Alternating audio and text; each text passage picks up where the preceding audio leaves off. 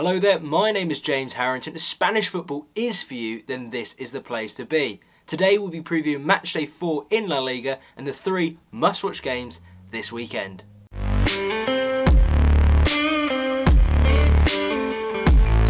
The first game to look out for this weekend is Athletic Club hosting Mallorca. Now in my previous video, I previewed Athletic's match against Celta Vigo, and already this early on in the season I saw this a must-win game for either side, with both teams vying for European football. And it was the Basque side that emerged victorious thanks to an Inaki Williams goal in what was a really competent display. Now this Saturday, Marcelino's men host Mallorca. And Athletic Club really have had a solid start to the season, only conceding 1 goal in 3 matches and limiting their opposition to have meaningful chances. Look at Elche, they only had 2 shots on target. Barcelona, 3 shots on target, even though they had 67% possession. And then Celta Vigo at Balaidos failed to hit the target. Athletic Club have only done better in the 2017-2018 season, where after 3 matches they conceded 0 goals. Back at the San Mames for this one, they'll be really liking their chances.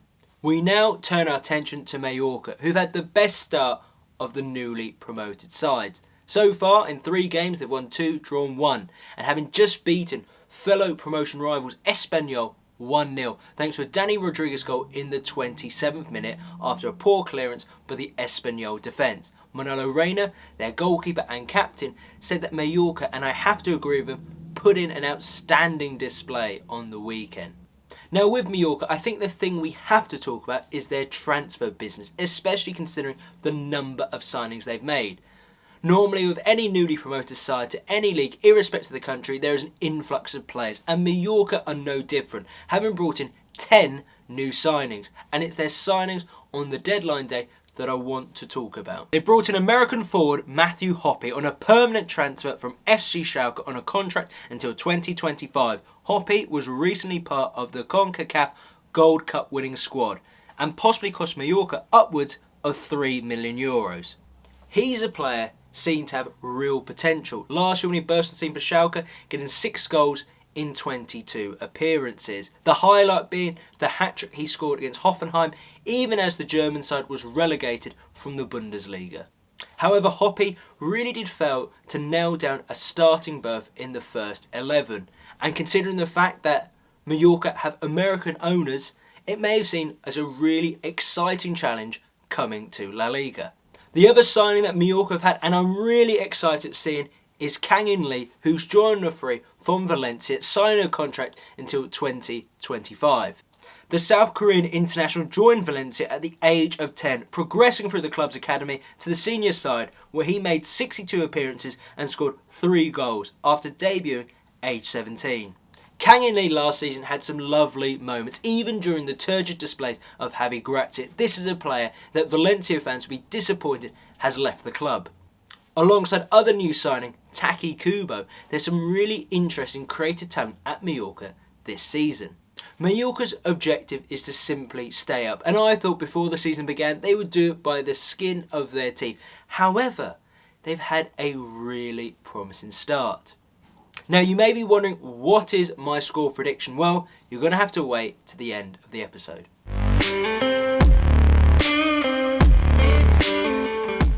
The next game you have to watch this weekend is Osasuna versus Valencia. Now Osasuna is a club I've never really spoken much about on this channel, but they are a good mid-table outfit. Let's look at their performances last season. They were struggling down at the relegation zone up until the festive period. Then until January and February there was an upturn in form that saw them climb to about mid-table. At the back end of the season, 5 games unbeaten with back-to-back wins against Valencia and Villarreal saw Osasuna finish 11th. Yes, that was 9 points fewer than what they'd done last season, but Los Rojillos will be looking to build upon that this time around. So how has that translated into this season? Well, they opened La Liga against Espanyol in what was a goalless draw. They then played Celta Vigo in another goalless draw in a match where they had the better of the chances. But it wasn't until Matchday 3 where their season came alive, thanks to a 3-2 victory against Cadiz in a match that I had not expected to be that exciting. 3 penalties were awarded in that game, and Osasuna got 2 goals in injury time to win the match. Kike, their new signing from Eibar, got off the mark, giving that attacking edge, and Chimiabala has yet to get back to his best form. We now move on to the opponents, Valencia. We've got a new manager in Jose Bordalas. Now, Valencia have started the season surprisingly well, with 2 wins and a draw, beating Bordalas' old side Getafe and beating Alaves, whilst drawing to Granada. Valencia have only conceded 1 goal this season. Well, we can expect any Bordalas team to be defensively tight, but scored 5. This was a huge step up for Bordalas, a club with a fan base have big expectations, given the stature of Valencia in Spanish football. The worry was, though, with fans being back in the Mestalla, the disconnect between them and the border was going to be evident, leading to a tense atmosphere. But the good start to Valencia's season is at the moment papering over the cracks. With Valencia, there's a few players I want to pick out that I think are really interesting and worth discussing, starting with Carlos Soler, the man who got that sumptuous backheel goal against Alaves, a player who scored in each of Valencia's last 3 matches. There was a really interesting article by Marca which really explained and showed his rise to prominence over the past 12 months. The article pointed out what a big year it's been for the Spaniard, having won a silver medal at the Olympics, being handed the number 10 jersey at Valencia, and made his Spain debut, scoring 2 in his first 2 games. What Carlos Soler has been able to do is add goals to his game. Largely thanks to penalties last season, he hit double figures for the first time.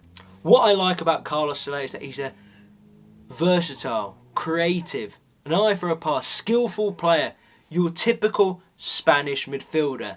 And with that has led to a number of big European clubs circling. He's attracting their attention. I think Carlos Soler, as he was last season, is going to be even more pivotal for Valencia. The other players to look out for if you're watching Valencia this season is Mamardashvili, the goalkeeper, the new Georgian goalkeeper they brought in. The youngster has made a really impressive start to life in Spanish football. But also this weekend we may see the debut of new loan signing Helder Costa from Leeds. Now, Helder Costa has never been able to cement a starting spot in the Premier League, but when he played for Wolves and Leeds in the Championship in their promotion seasons, he was pivotal to their success. So it'll be interesting to see how he adapts to La Liga as well.